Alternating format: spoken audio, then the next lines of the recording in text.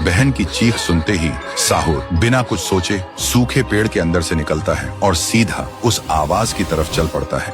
उधर शांतिपुर गांव में रात के अंधेरे में लोगों में अफरा तफरी मच गया था। गुड़िया अब एक विशाल रूप ले चुकी थी, पूरे गांव में तांडव मचा रही थी, लोगों को पैर से कुचल रही थी, हर तरफ सिर्फ लोगों की चीख गूंज रही थी।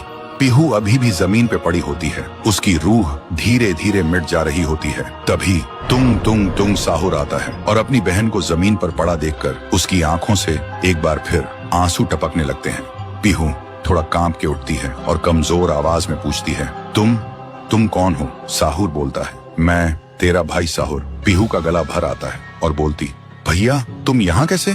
साहुर कहता है, मेरी बहन ने पुकारा, मैं कैसे ना आता। फिर साहुर अपनी जादुई छड़ी घुमाता है और आसमान से एक तेज रोशनी पीहू पर आ गिरती है। उसी पल पीहू की सारी शक्ति फिर से लौट आती है। तभी गुड़िया तेजी से वही गाना गाने लगती है। उसकी आवाज से पूरा गांव कांप उठता है। साहुर बोलते हैं, इसे तो एक बार मैं खत्म कर चुका था, फिर ये यहाँ कैसे?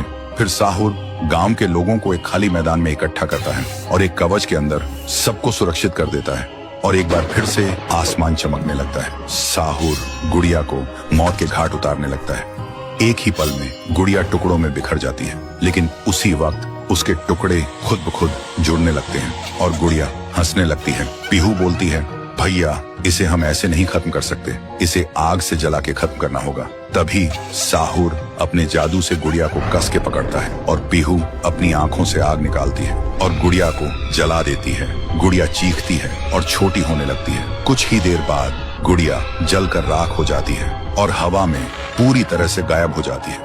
फिर गांव से काली छाया हट जाती है और सूरज निकलता है। पूरा गांव एक आवाज में गूंज उठता है, जय हो पीहू देवी की, जय हो तुंग तुंग तुंग साहुर की। साहुर मुस्कुराता है और कहता है, मुझे वापस जाना होगा।